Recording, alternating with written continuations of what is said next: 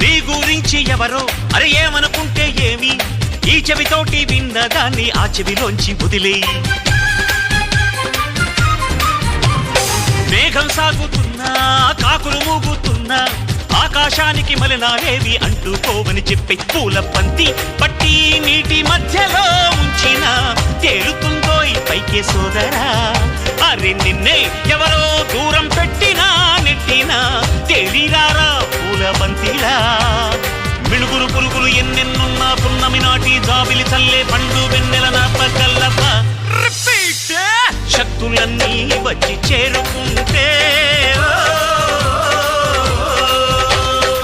స్వర్గం విలిసేనయ్యో భూమిపైనే. దేవుడా దేవుడా తిరుమల దేవుడా, చూడరా చూడరా